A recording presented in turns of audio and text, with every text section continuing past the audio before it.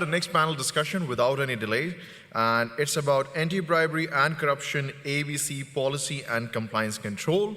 And in order to present this, I would like to call on stage Mr. Rajesh Jangra, founder of the Chambers of Jangra and Associate, Dr. Yasser Abu Islami, General Counsel and Compliance Officer at Schindler Group, UAE, Sameet Gambhir, Vice President and Company Secretary at DCM Shriram Limited, and last but not the least, Mr. Ahmed Osman, former Regional Ethics and Compliance Lead, Middle East and Africa at Twitter. I would like to welcome you all on the stage. Good morning, ladies and gentlemen. I'm so sorry that I had to come virtually on this because I was very much wanting to come to this session. I was eagerly waiting for this seminar to join physically. Somehow, due to some urgency, I think one of my teammates met an accident yesterday also, so I had to all cancel my plans. But I'm so happy and thrilled to be here virtually at least, so that we can discuss and at least we can talk and participate in this wonderful seminar. Thank you, LexWord. I've been always been part of your earlier programs also. It's wonderful programs you organize. Thanks for inviting me and a wonderful panelist. So I think before we go to the topic and set the context, since I'm on a virtual mode, I would request all the panelists to introduce themselves. Which of course I wanted to introduce you, but I think since you are sitting there in front of audience, so I would suggest one by one if you can introduce yourself, and then we can go ahead. I'll start, Yasser. Okay, thank you very much, Sameet. We wish if we could have met you in person, but we understand. Hello, everyone. Thanks to LexTalk for having all of us, and for the other speakers who really enriched all of us with their experience and insights. My name is Yasser Abu Ismail. I'm Doctor of Laws. I will not introduce myself by job because it's not important a lot. I will just speak about my purpose, so simply I empower people. And I do that day and night. So luckily with 70,000 employees in Schindler, so where the company trusted me to empower them on the legal compliance and commercial and recently the human rights side. And also I try to do that within my family, within my network. So this is what I do. Thank you. Hi everyone, good morning. My name is Ahmed Osama. I'm a Regional Ethics and Compliance Lead. I've been doing this for about 15 years now, where I've been leading ethics and compliance for a lot of multinational companies in the region, in Middle East and Africa. And I'm happy to be here with you. Just a quick disclaimer, standard disclaimer, I'm here in my personal capacity and I'm not representing any company that I used to be associated with. Hello everyone, my name is Rajesh Jangra and I'm into litigation since last 20 years, and being insolvency professional, I'm dealing with insolvency matters in Delhi as well. I have my office in Delhi and Mumbai and 2-3 more places in India. Thanks very much. All right. Thank you very much, gentlemen. And so I think the topic is basically, it's very, very relevant. It's always been relevant, corruption and anti-bribery. We're talking about the compliance control on corruption, anti-bribery and all. So corruption is always there since the time you remember, and it's going to be there actually. We really can't think of a scenario where the 100% corruption is off or we are corruption free, but it will always be remain in one or the other manner. The question in front of us, or the challenge in front of us, is that how do we keep ourselves corruption free, bribery free? And this particularly because, when we see people are talking about easy money by way of either bribery or corruption, this money is actually not being used for the rightful purposes. People avoid taxes, avoid litigations, avoid ethical standards, integrity, then, international border restriction, etc. So everywhere, whenever people think that there is a easy money, or people think there's an easy way of doing business, or easy way of doing something else which is to be avoid a lot of hurdles and all, so people normally get into the corruption or bribery route. So idea is that how can we minimize this? That is number one, and at least we as a compliance officer or legal counsel in our organization can ensure that our organization or the people we are dealing with maybe our vendors or our channel partners or authorities, dealing with thoughts. So we are at least corruption free. We are at least bribery free. That's what the first goal of ours is. And then we can, of course, this has to come from internal inside. But yes, you have to change the DNA of the organization if this is not. But in the organization, how do we ensure that this is absolutely corruption free? Because if you really see, I was reading the CPI Corruption Perception Index of last year, and since we are in Dubai and India here, I'm talking from India and you're sitting in Dubai, so I think the UAE score is 67 out of 100, which is the rank 27 as per that index, of course, and India's score is 40 and rank 85, so a little lower. But I think the Denmark and Norway, these are the countries which are way high on corruption-free index and all. So anyway, so that's another issue. But as of now, what we are discussing is that in our organization or in corporate sector, at least, what step we are taking or we should take that we are making our organization completely bribery or corruption-free, and in terms of whether it's a regulatory requirement or it is our internal regulations or it are our internal policies, etc. So with this background, I will, because we have all the answers now and it's a very wonderful panel we have. With this background, I'll go and start the panel discussion. I'll go to first panelist. Maybe I'll go to the Yasser first. I'll go Yasser first. And Yasser, I just want to understand from your perspective that in your organization, how do you understand or how do you see that what is an effective policy on anti-bribery or corruption, which is, you define it as an anti-bribery effective policy. And in your organization, since yours is a multi-jurisdictional, multinational organization, many countries you have offices. So how do you think that, to make this policy effective in your organization? Because, every country has its different dynamics. So what all steps you think? So how do you ensure that your policies, if there are any, are effective in the organization and you are able to take control of that? So, yes, sir. Thank you very much. It's really a very nice question, and we need a couple of days to speak about it. And thanks for putting the word effective, because it really changed the whole topic. Maybe some of you will wish that I say I will engage the best consultant ever in compliance. I will pay a fortune for them. They design the policy, the processes, and I present it to the top management, and they upload to me, right? And they give me hugs and kisses and tell me I'm not paid enough, I have to double your salary. And then I train all the employees and they see, yes, exactly, this is what I was looking for. Where you have been? I wanted someone to tell me that bribery is wrong and I shouldn't do that in my day-to-day. So if this is what you wish for, I can tell you, you are just dreaming.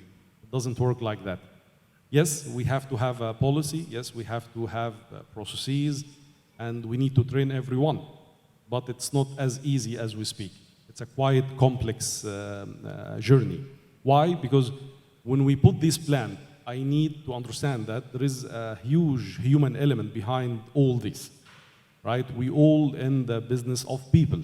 And if you don't plan for that, means that it's just a theory that you are trying to apply. And you will have a big shock that when you got the policy in place and the processes and you got the training, your company is still exposed, heavily exposed to this risk of anti-bribery and corruption. So why is that? What are the challenges? Challenges that you might have management who knows that bribery is wrong and corruption is bad, but they might not know how to avoid this during their today. So they don't know how to live it and how to get the buy-in and the engagement from their organization on that. And they cannot really visualize how to apply this policy, how to operationalize it in the daily operation activities. And with that, they might not see any, let's say, good return on their investment. So they would just go for a shallow process, a shallow policy.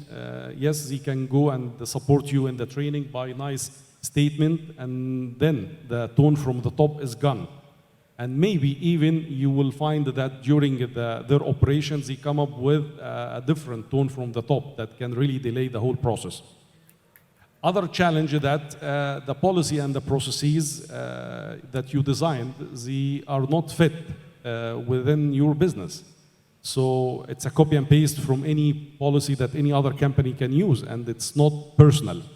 It doesn't fit within your business model. It doesn't take into consideration your business challenges, the culture of your business, the culture of the people that you have, the region that you are operating in, the inherent risk that you have in your territories. Third, about the communication. So how to effectively communicate this policy and process to all the stakeholders within your company and outside your company. If you feel that it's very straightforward, I can tell you it's not. So people will attend the training and they just play in their mobiles for 50% of the time, and the remaining 50% they listen to you with half ear. So they feel that it's obligatory training, let me take the box and leave. And they don't know how to apply it and why it's applicable. So how we can avoid all those challenges? So we start from the planning. The starting point is what we would like to achieve by having this anti-bribery and corruption policy. Is it just to be there so we can tell everyone that we are ticking the box and we are compliant, or we really believe in it? We believe that there is something in it for us as a company, as investors, as a board, as employees, to comply. And I think this is a starting point. We need to speak about it very openly with all the stakeholders, that corruption and bribery is not just wrong. You know, it doesn't make any sense from a business perspective. As investment, it's a very bad investment. It's not sustainable, right? Yes, you would get a very nice shot of results and joy and celebration, but at the end of the day, you know, everything will collapse in a second with a reputation, huge reputational issue. So investing in proper compliance culture and the program means that you are investing in the goodwill and the sustainability of the company. If you manage to deliver this message to the top management and to the investors and the board as a starting point, then the first challenge, I think, is managed. Because once you get the buy-in from those people as owners of this value, then you are not alone, right? And you will see that those controllers and those influencers on the top, they have too much power, a lot of power, that can really accelerate the compliance program that you are trying to develop. Then you go to the next level, how you are going to get the engagement and the belief from all of your employees around this process. Training, if it's just one-way training and a very traditional, okay, again, you are ticking the box. But can I think about an effective knowledge transfer process rather than just a training?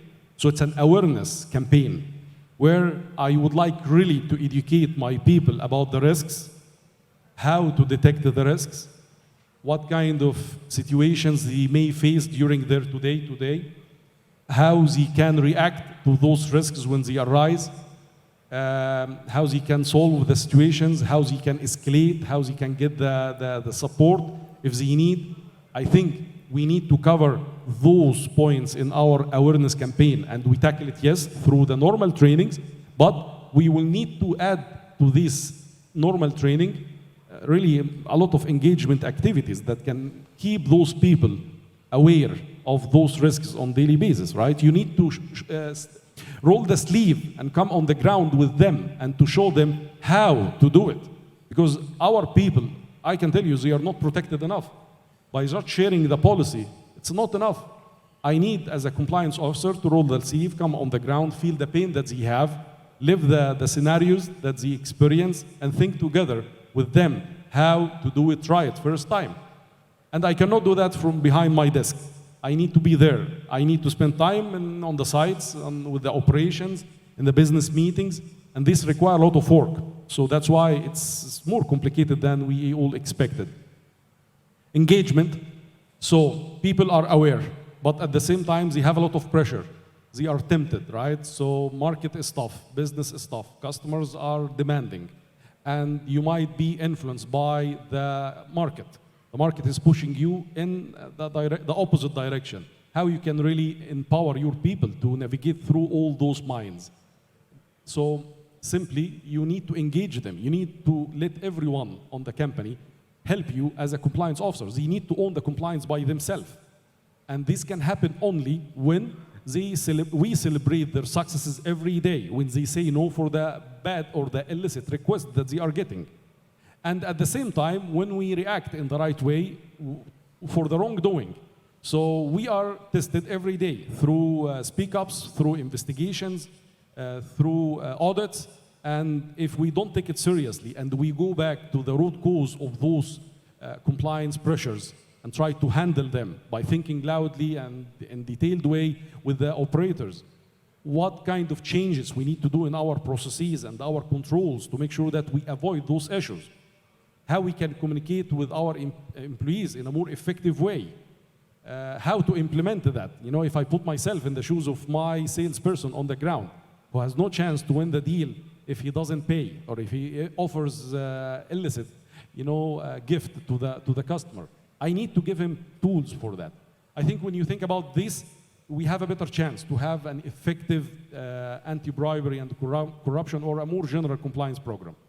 Sorry for taking a long time, but thank you.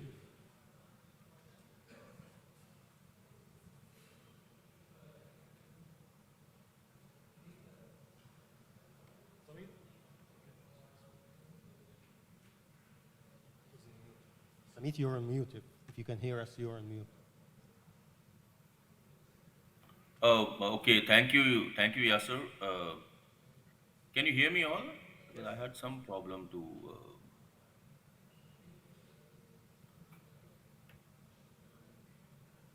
Hello, can you hear me? We can hear you, Sameet.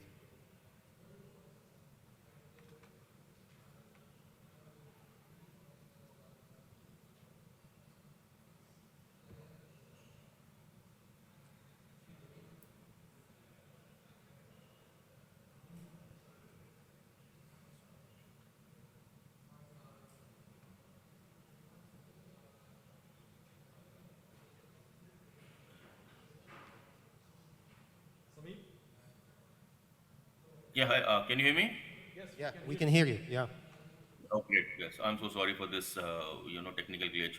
Okay, great, Yasser. So I think this was wonderful, and when I also think that training and awareness thing you mentioned is very very relevant in this respect, because what happens is generally in the organization per se, when I say if there is a corruption or a bribery thing, what happens is that these things generally happens because of the reasons that either there is a greed or there is unawareness.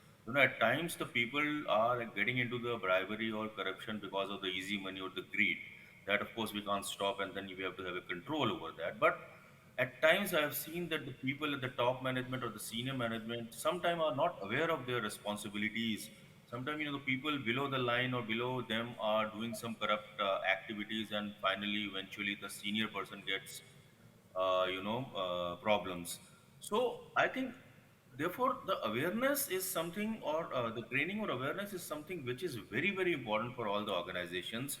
Um, so I think I'll go to the Ahmed now. Ahmed, what do you think that, how do you ensure that proper training and proper awareness in your organizations?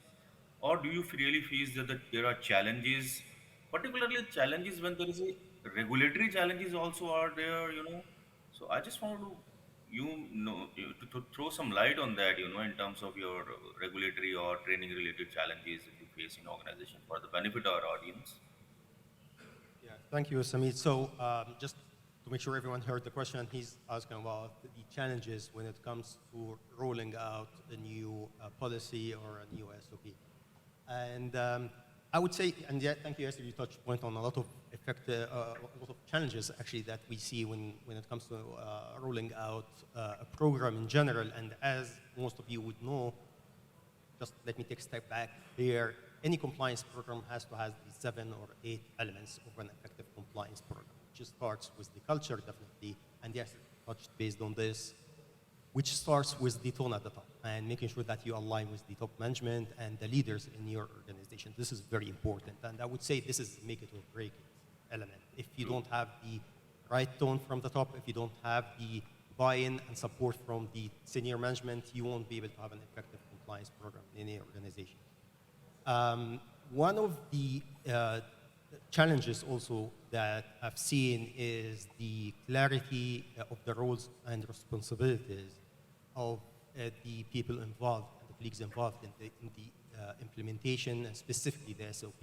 As you know, like Yasser said, you have a very beautiful anti-bribery, anti-corruption policy that says that you should not pay a bribe, right? This is clear. Now, how are you going to implement this? You have to have a clear SOP, standard operating procedure, that, for example, includes the due diligence forms, the pre-approvals, all those types of pre-approvals and DDQs that you have to complete before proceeding with a transaction. And for this, it is very important to make it clear for everyone what is their role and their responsibilities and what they are accountable for. You need to make sure to avoid any kind of check-the-box attitude from some leaders who doesn't really understand the risks behind what they are approving. This is a critical point, and I think we can address it with proper training where it focuses on the why behind it, why we're doing this. From my experience, I've seen a lot of situations where managers, they get the form or the pre-approval form, they just go in and click approve for a list of forms without going through the details.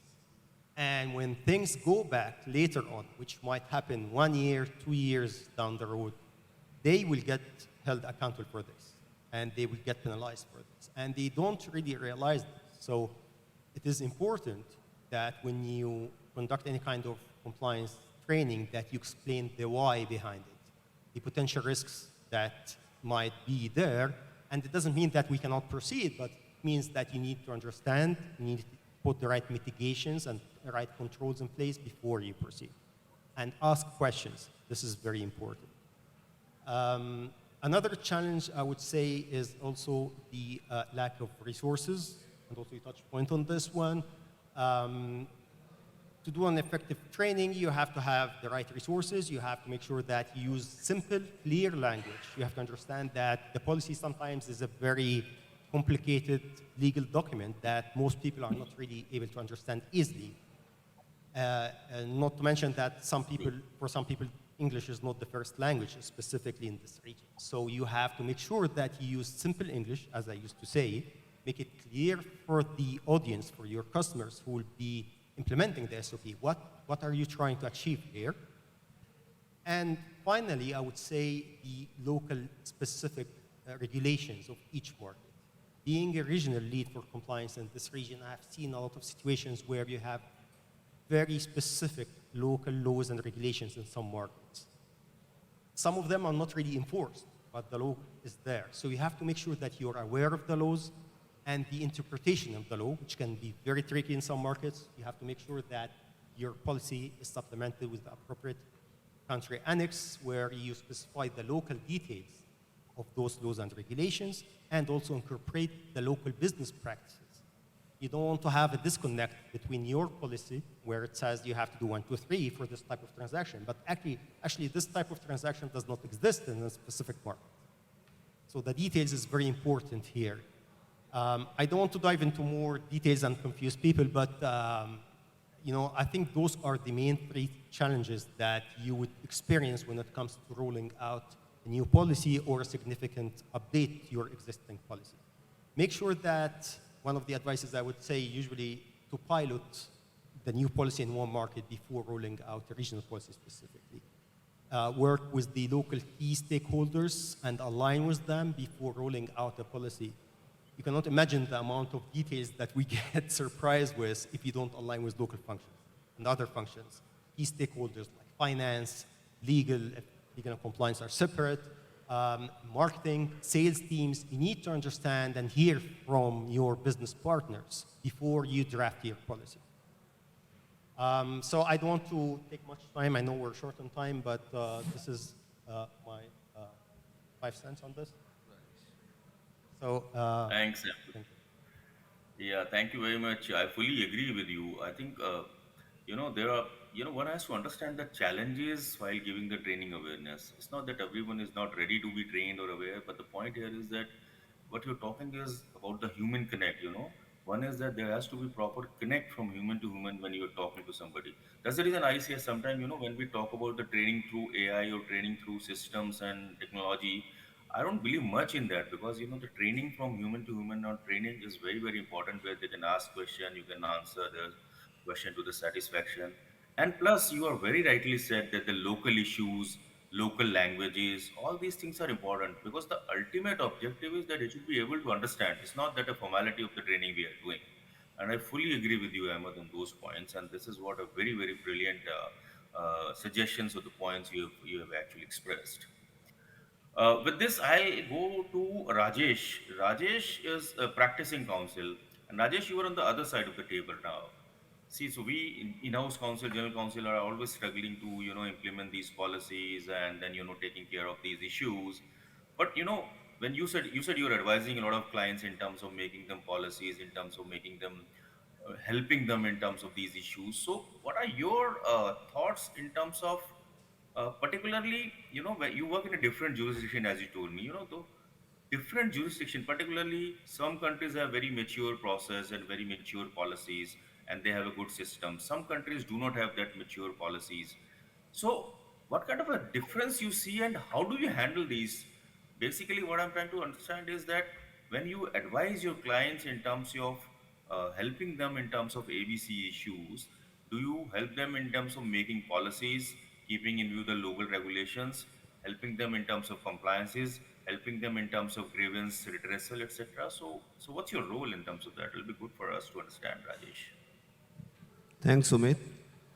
Um, as Mr. Yasser and Mr. Ahmed has already explained that what are the problems in controlling the corruption, since there are lack of jurisdictions in countries where there are no strong legal framework and regulations. There are certain countries where the policies are being made but not are being executed properly. And there may be certain difficulties in those countries, like small companies may have some financial problems, they may not have expert who can handle and make proper compliance policies. So I suggest, I give you an example, like a multinational company who is dealing in different jurisdictions. And in one jurisdiction, they are strong legal framework, and in one jurisdiction, there are no, legal framework is not as strong as in other country. So, like, they have to tailor their compliances policies uh, as per the jurisdictions, as per the, sorry, Mr. Yasser, can you help me out? Yeah, absolutely. Your role as a litigator, where you can see the end result of what companies are doing is amazing, right? So you are the one who can get us out, from the problem, and the practical experience that you get is really very special. Because normally when we speak with the managers and we tell them that don't do that, they don't understand how this will end up, right? How it will be solved in the court. And this is really where the litigators can play a big role in that. That's why considering the experience from our litigation partners is very important to understand how what we do will be perceived by the regulators, by the courts, by all the authority representatives. And this part, I can tell you, is always missing. When we speak about policy, we just take and copy and paste, and we don't think about what we do will be good enough for the authority, for the regulators. This is what they meant. This is what they really wanted to see or not. And the only one who can help us to see this part, some people with daily interactions with the regulators and the authority. So this is a part, I guess, that you play a big role in that. Right, right. And one more important thing is that the corruption goes from top to the bottom. If the management is strong ethically, that ethics, we have to use that. The team should be trained to work ethically, because if ethics are not there, then even if made soaps and even if we give trainings, and even we give strong penalties to the, but they are not ethically good, then it is a big problem to control the corruption. So the management should be ethically very strong, and they should give the message to the team that to be ethical in doing and performing their duties well. So that's Thank you. Thank you. I think this is to just add to your point, and thank you very much for this mentioning the ethics point, because the ethics really goes beyond the compliance requirements. And probably some of you might have seen that, the compliance divisions now are trying to avoid to use the word compliance and moving to ethics or integrity instead, which is more holistic, because it goes beyond the word of the policy itself, right? And people can be innovative. So no matter how you have a strong policy with strong controls, smart people can get around it. It's about making sure that people understand what we're trying to achieve and making sure that they are making right ethical decisions. This is, I think, the future of compliance. It's not about adhering to the word of the policy as much as it's about making sure that we do the right thing. And to Yasser's point, the authorities consider this in any kind of litigations. From my experience, I've seen situations where we were able to prove to the governmental authorities that we've done our best. This is what maximum we could have done. And it really counts. It helps a lot in our relation with the authorities and the enforcement authorities. So going beyond the word of the policy and making sure that people have the right ethical values is critical in today's world, business world.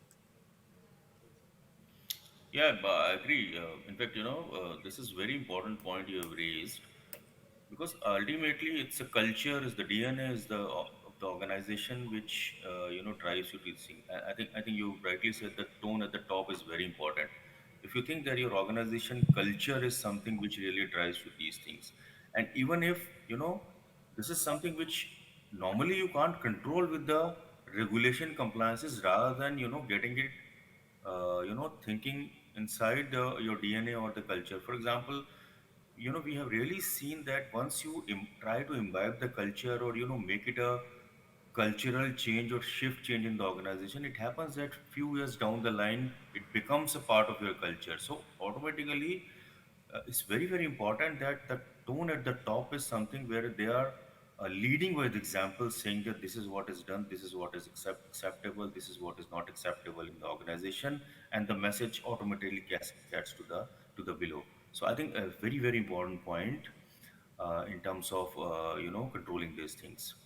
So yes, sir. Another point which I wanted to ask you is, since your company is a listed organization also, and in India particularly, we are facing a lot of challenges in terms of insider trading, non-compliances. I would not say it's exactly the bribery of corruption, but it's actually again, because of the greed and because of the intentions for earning easy money, people are indulging into insider tradings.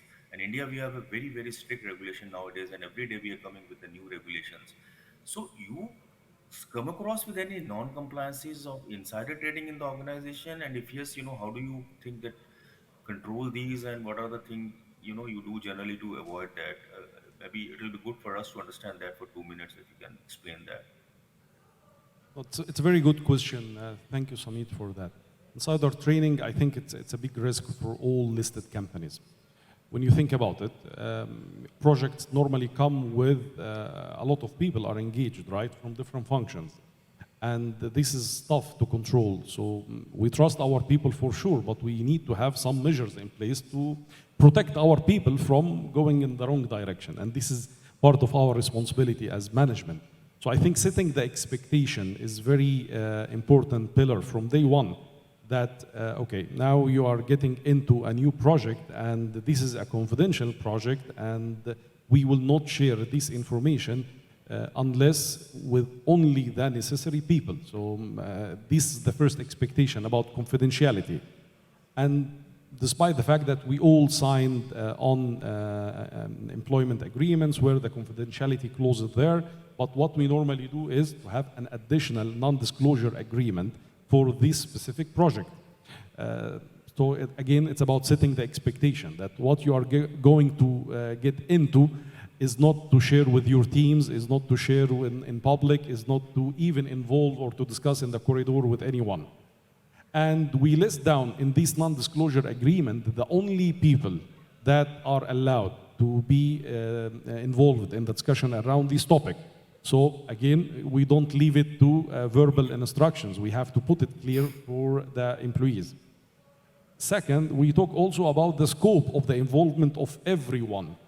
Not because everyone, or we have 25 people engaged in one project, means that everyone will need to get the full picture or get all the information about the project. So again, even within the same project team, we need to make sure that no one can get information that it's not related to his or her scope. So this is a key pillar as well. In addition, people, they sign also undertaking that there will be a freeze, and they will not be allowed to buy any shares in the company in any market where we are listed in during this period. So we have a period where everyone is prevented to go in that direction. And it's not only for them, but it's for them and for their network with their family members, with their friends, and definitely, at least, you set the expectation with them, and if something wrong happened or any allegation come, then it will be subject to an investigation. And this employee will need to prove that he wasn't the source of the information, went to one of his family members to buy the shares at that time. It's a small measures and controls that we put in place. It doesn't mean that it will entirely prevent the insider trading.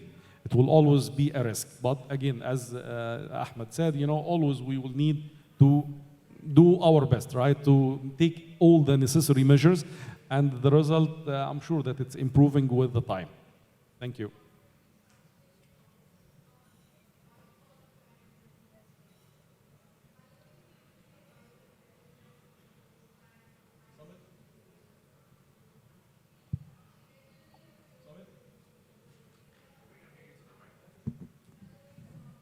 Sameet, can you hear us? Yes, now I can hear Okay, you. I'm okay. so sorry again. There seems to be some technical glitch which I was not able to hear properly what Yasser was saying. Um, uh, anyway, but we need to proceed ahead. So maybe Yasser, I think if I get some further technical glitch, maybe you can take charge of the things and then I can log out. Maybe my question to Ahmed was basically, Ahmed, do you really see the complaints or corruption related complaints or basically white collar related complaints coming through whistleblowing also, because generally it's something which we are seeing very often now in eastern countries and Middle East also now. So do you think that these kind of complaints are coming, you handle these, and what kind of a mechanism you have for this? And for particularly in India, we have a mechanism that it can go to the audit committee directly or internal committee. So what kind of a mechanism you have? How do you handle these, or are you actually receiving these complaints to whistleblower?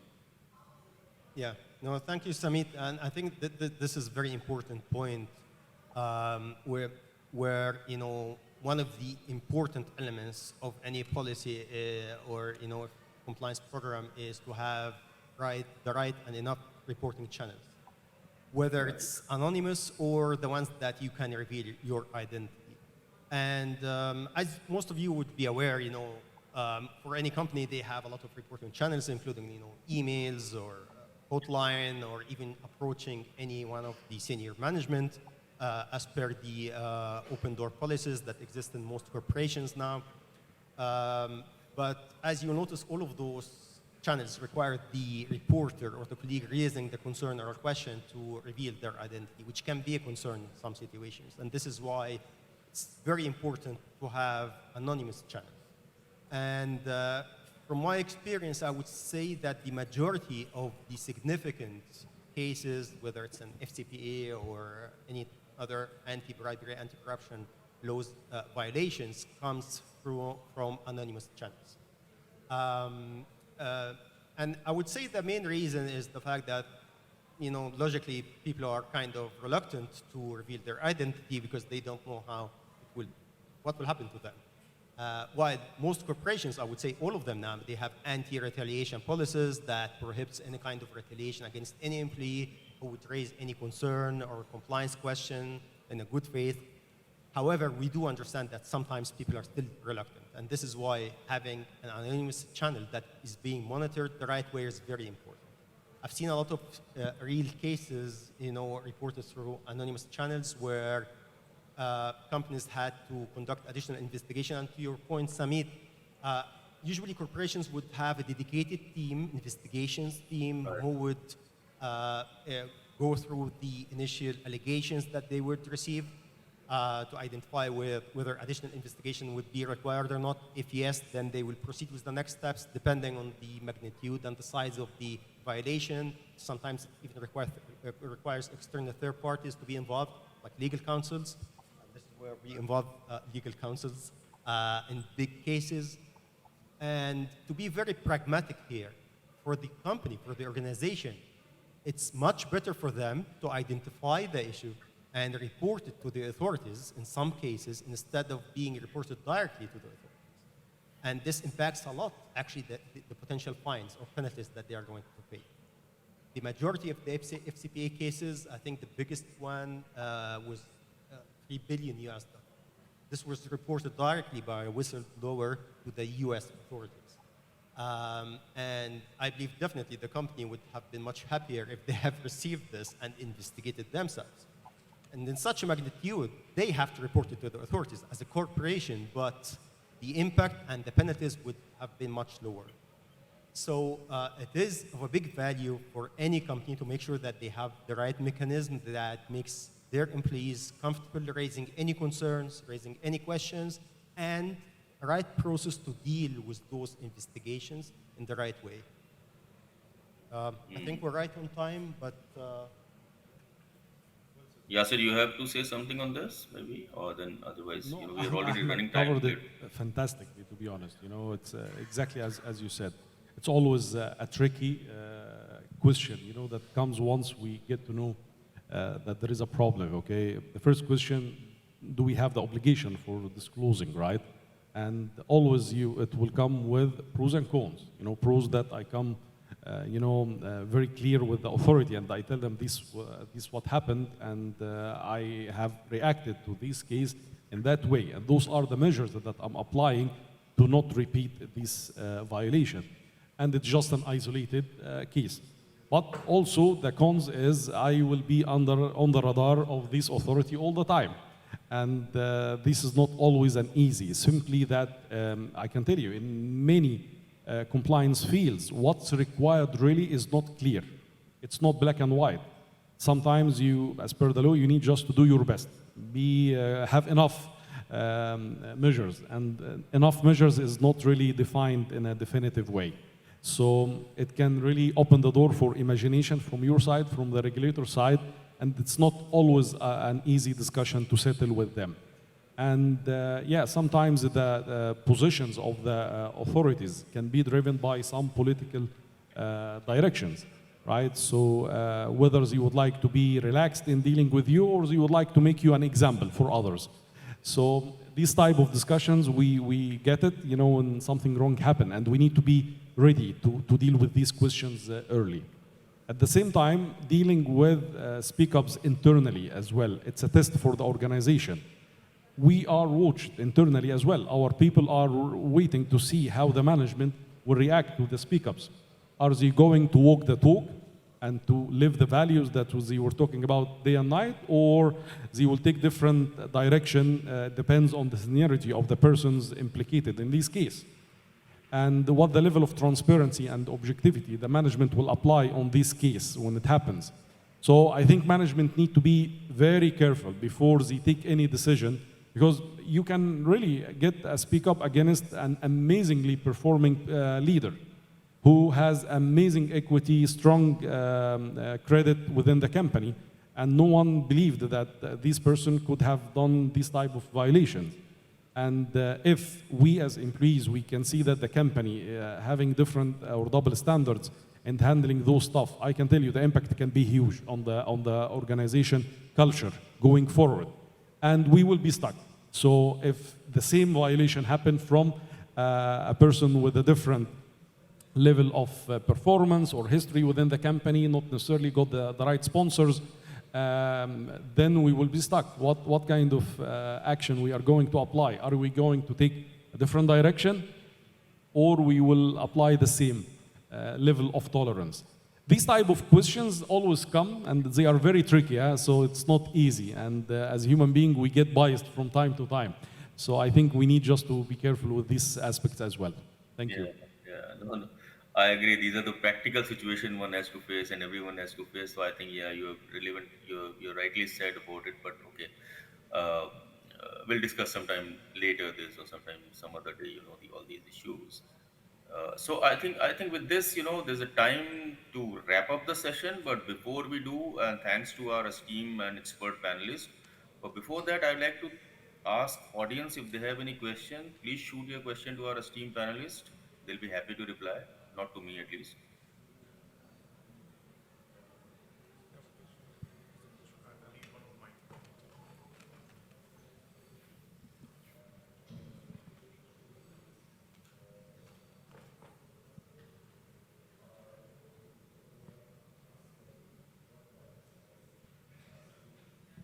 Hello, thank you very much for a very interesting session. My question would be, I think, two questions from two different angles. The first one from the compliance standpoint of view, the second one from the legal. From the compliance standpoint of view, what I heard from the sessions that anonymous channels might be the most effective way to speak up within the organization. But there are some global companies as well who use the practice of alerts, which should be open without any anonymous. So what would you suggest in that case? Should this company change their approaches and suggest either anonymous way or open way to speak up? And why do you think the anonymous in such anti-corruption cases being the most effective channel? So this is the first one. The second question is more about the dealing with the local suppliers, for example, where we want to have a contract with FCPA clauses, UK Anti-Bribery Act. So, and we always face the struggle from their side not to follow these clauses because they are in other jurisdiction, they don't know how it will be enforced, and etc. So, and in the context of that, do you know about any kind of cases with very different jurisdictions which even might know what is the UK Anti-Bribery Act or FCPA, but somehow it was enforced due to the fact, for example, if the local provider paid to someone bribery? So sorry for such extensive questions. Thank you. Okay, amazing questions. Well done. Okay, I take the anonymous one, right? So I'm sure that those companies, when they come up with those decisions, they act with a good faith, right? They come from the direction, we need to have an open environment where everyone come in a clear way, speak up about their concerns. There is only a problem here, that human beings, they are not designed to speak up, okay? All of us are shy. And speak up always come with negative emotions. I'll be the spy, I'll be the blackbird, how I'm going to be treated later on. People will not be a friend anymore. I can tell you, even I have the same discussion with my kids at the school. When they get bullied and I try to convince them that they need to engage their teachers, and they tell me, no one would like to really to be my friend anymore, or it will be very embarrassing. So when you have this open environment, yes, it's better for sure, but we cannot just keep it the only way. In my opinion, we need to be an inclusive company or organization where we can also give a chance to the people who are not willing or they are afraid from the retaliation. And retaliation exists, okay? Whether in direct way or an indirect way, people can be very creative in retaliation. Yes, I wouldn't fire you for, for speaking up against me, but I can make your life miserable. And I remember a case from one of my previous lives, a fantastic business leader who in a very creative way retaliated against a senior member of the management by instructing the whole company not to say good morning or to speak about with this person for 3 months. Can you imagine? So, and because he's the general manager, everyone obeyed that. And he changed the reporting lines of all these person to him. So, and no one can blame him for that, right? He's the manager. He will have 100 reasons for that. So I think we have to be careful. We have to have more diverse tools for the speak up. And we really need to encourage people to speak up. It's not just by having the tool. If you don't have the speak up culture, forget it. What the level of interaction that you expect from the people. When you speak with the service providers, they can tell you if you have 1,000 employees, in your company per year, you may get 10 speak ups. Okay, so it's very, very minimal. It's not even 10%, right? It's very minimal. So if you don't have really the right speak up culture, which takes years to develop, and people will test you. When I speak up in a small thing, how you are going to react. I'm going to lose my job. I'm going to have a difficult life later on or not. So it's a big topic that you spoke about, and it's a very good question. Having a diverse tools and channels and the right culture in place would really help. You'd like? No, thank you, sir. And I think your second question was about third parties, right? And I would say this is, again, like Yasser said, it's a very good question. Third parties and sales intermediaries are one of the top risks that I see these recent couple of years. As you know, most of the multinational corporations, they depend on third-party intermediaries to operate in the markets, whether it's like a local distributor, wholesaler, reseller, whatever it is.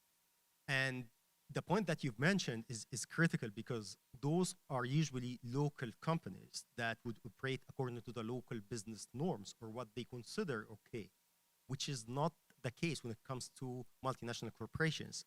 They are under the laws or under the enforcement of international laws and regulations like the FCPA or the UK Anti-Bribery Act or the Chinese Bribery Act. So those are international laws that would be applicable for all subsidiaries of those organizations across the world.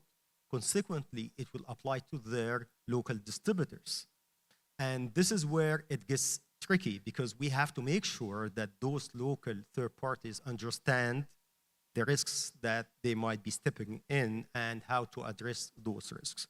It takes a lot of work beyond the regular, I would say, kind of disclaimers that we put in the contracts. Definitely, we all have the anti-bribery and anti-corruption disclaimers in all our third parties contracts. Is it enough? Definitely no. We have to make sure that we train them, we educate them on what it means to be compliant with those policies and procedures. And while doing this, also it's very tricky because there is a thin line between, educating them and communicating with them and not to get involved in the day-to-day operations, which might attract additional liabilities to the company itself. So it's a very sensitive area, but it's one of the main focus areas, I would say, in any compliance program that we have to make sure that we address the right way. Adding to this is the fact that when things go wrong, and this is the case, by the way, so if you look at the recent 3, 4, 5 years, the big FCPA cases all involved local distributors, especially in emerging markets. For big multinationals, all of their FCPA cases involved their local distributors in the emerging markets. So we have to make sure that we record and we have the evidence of all our efforts to educate and communicate to the distributors so that we can present this to the authorities in case things went wrong. So I hope this answered your question. Thank you very much. Very helpful. Thank you.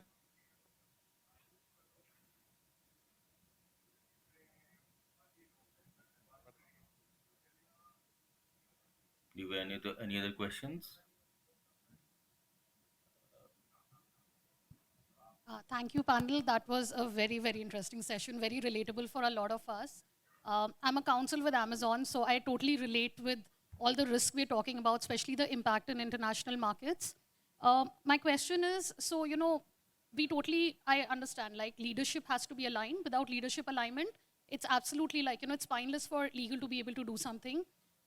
We can have the right training programs, we can do everything effectively, but there's only so much we're able to do after a point. There will always be bad apples in the organization. I've had discussions with my leadership where, they will swear in front of me and say, oh, we're not going to do anything wrong. The money is going for the right channels. And we've seen things go wrong and later, reprimanded or, let people go. How have you, and this is for the in-house counsels mainly, right? How have you individually got comfortable with that risk in the past and got better sleep at night? Because this is something that, gets to me a lot, that I could do the best that I'm doing, but there is always a risk. And, with large organizations, there's a massive reputational risk involved with anything going wrong. So how have you got comfortable individually as, legal leaders and been like, I've done the best I could, and this is it. I just can't do any more, and, I just have to get my sleep now. Okay, so if I can just wrap my understanding to your question, that you might have lack of engagement from the top management, right? They don't see enough motivation for them to invest more in your compliance program, right? No, so leadership is aligned, right? Let's say everything is aligned, but there's only so much legal leaders or compliance leaders can do to ensure employees follow it effectively. We can have the right training programs, but things always go wrong. So how do you get okay with that, that I've done the right thing, I've had the right programs in place, and things might still go wrong. But like you said, right, when something goes wrong, there's a massive impact. And it comes back to legal as well, that, that have you done things correct? And, it goes into a big churn there. So how do you get comfortable with that, individually as lawyers? Very good. Okay, I'll try to answer. I think beyond the training programs, beyond the contract, as Ahmed said, beyond all the boxes that we take as we go, if you don't have the right engagement from the people and enough evidence and proof that they are living the trust and the integrity value in their day-to-day, I don't think you have done enough job. And back to Ahmed's point about the roles and the responsibilities. In our mind as compliance officer, my job ends when I tick all the boxes. And I don't ask myself the question that you asked now. Things can still happen, and crises can happen. And then how I'm going to discuss that with myself before anyone? I have done the right thing or not, right? So going the extra mile by convincing myself that my role doesn't end here. I am a business leader before being a compliance officer. I have to continue influencing the culture of the company. I need to come up with creative ideas of engaging the employees in activities that can keep the compliance ideas fresh in their mind, encouraging them to speak early about the issues that they are facing, and they have to feel comfortable to come to me. So I don't bite them, I don't overreact, I don't show them that the sky will fall on their heads if they speak up about their mistakes. Mistakes can happen, but if I encourage people and I train them to come to speak about their decisions, whether that they have taken or the future decision that they are going to take, I can tell you, you are still exposed as organization. So I need to pave the way and build a mutually earned trust between the compliance team and the business. And this can happen in many occasions. I'll give you one example. In our organization, yes, we give trainings, but at the same time, we wanted to build emotional connection between the business team and the compliance program. So we came with one initiative, we call it I Comply. So instead of the compliance officer training the business people all the time about what's right, what's wrong, I need the business team and the normal employees to speak about compliance, to express their notions and their understanding about compliance in a creative way. So those people, they are not expert, but they know what's the right and what's wrong. And now it's my role is to go the extra mile and to give them the stage. And in a very simple and creative way, I seek their support, their contribution in the compliance program. So what we have done, in the first round of the I Comply, we asked people one simple question. Compliance, what does it mean to you? And we asked this question to technical people, to the fitters, to the technicians, who they do the right thing. They know what's right, what's wrong, but they never got a chance to speak about it. They never got a chance to speak about anything, because normally we don't count for their voice, right? They are the people who are really helping us to generate money, but we don't hear them. So when we apply this simple mechanism, and in my discussion with the managing director at that time, how much this initiative will cost. I told them $0. Great, done. But I bet you that you will get 5 submissions because people are shy and no one would like to tell you what does it mean compliance to them. And what happened? In the first round, we got 600 submissions from technicians, fitters, very simple people who really embraced the fact that they got the stage finally and their voice will be heard. And they would like to express themselves that, by the way, you are not the only one as an officer who knows the right thing. I know it also. And they spoke about it in a very natural and genuine way. And then the compliance job is not only my job, it's the job of everyone. And we named them as compliance ambassadors. And they became part of the journey. They infect others. They transfer the virus to others. And it's much easier with the second round, with the third round, where we asked them to even act movies to deliver the message and to engage their kids in that. It's a lot of job, it's a lot of work, but it's worthy because if you just stick to the book where your roles and responsibilities are mentioned in a very definitive way, it's not enough and you are still exposed. And thanks for the excellent question. Thanks, that's very helpful. Yeah, I know. A wonderful question and a wonderful answer by you, Yasser. I think it's very, very important for you, because normally these things come with a lot of experience also at the same time. But I fully agree that once you're in a compliance role, you need to understand that you have to take sync with all the stakeholders. Every stakeholder should also understand the responsibility of the compliance. This is not a one-man job.